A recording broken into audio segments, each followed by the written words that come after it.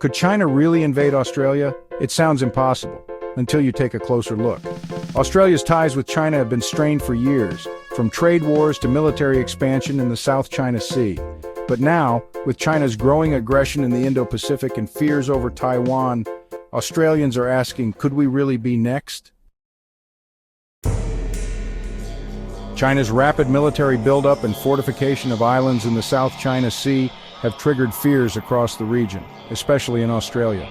Tensions hit a boiling point in 2020, when a heated exchange over COVID-19 spiraled into a trade war. China targeted Australia's agriculture and steel industries, trying to strong-arm the country into submission. But Australia didn't cave. Instead, it strengthened its defenses, knowing its alliance with the U.S. would inevitably drag it into any conflict over Taiwan, the biggest flashpoint in the region.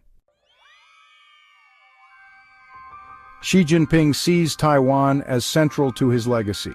While he claims to prefer peaceful reunification, his military buildup suggests otherwise. Experts like Ross Babbage warn there's a 50% chance that Australia could be pulled into a U.S. China war over Taiwan within the next 5 years. If Australia joins the fight, it won't just be military bases under threat.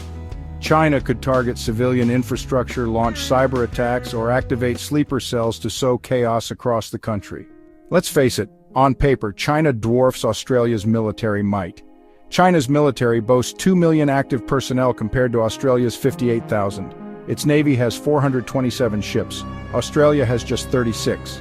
China's air force has over 3,300 aircraft. Australia, just 447. Without U.S. support, Australia would be overwhelmed. But what about a full-scale invasion? History tells us it's unlikely. Even during World War II, Japan conducted air raids on northern Australia but never attempted a land invasion. Why? The country's vast size and remote location made it an irrational use of military force. That remains true today. Could northern Australia be a target? Possibly. China might aim to secure alternative shipping routes through Indonesian straits, bypassing the Strait of Malacca, which it sees as a choke point. Northern Australia also has valuable resources, iron ore, rare earth elements, and hydrocarbons that could tempt Beijing in a prolonged conflict. But here's the problem. China's logistical capabilities don't match its ambitions.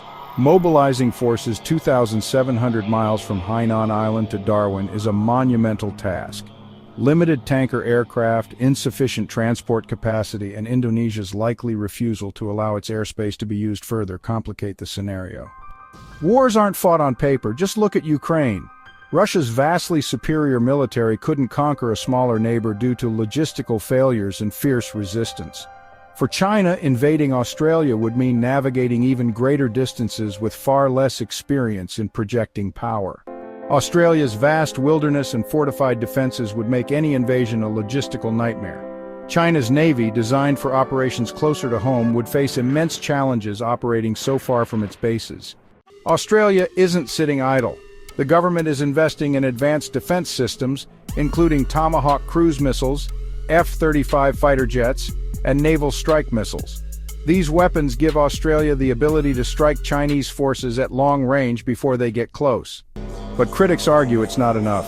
Experts like Ross Babbage say Australia's defense budget doesn't reflect the urgency of the situation.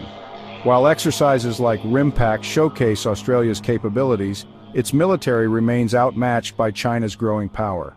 Taiwan remains the most realistic flashpoint. If China invades Taiwan, Australia would likely have no choice but to join the fight. Public opinion is shifting. While most Australians oppose sending troops, a majority support providing arms and naval support to prevent a Chinese blockade. Xi Jinping's timeline is accelerating. China's slowing economy, demographic challenges, and growing resistance from its neighbors mean Beijing might act sooner rather than later. For Australia, the next decade will be the most dangerous time in Indo-Pacific history. Could Australia truly face war with China? If so, is the country ready, or are its defenses still falling short? Let us know your thoughts in the comments below, and don't forget to like, share, and subscribe to stay updated on this critical story. The future of the Indo-Pacific depends on it.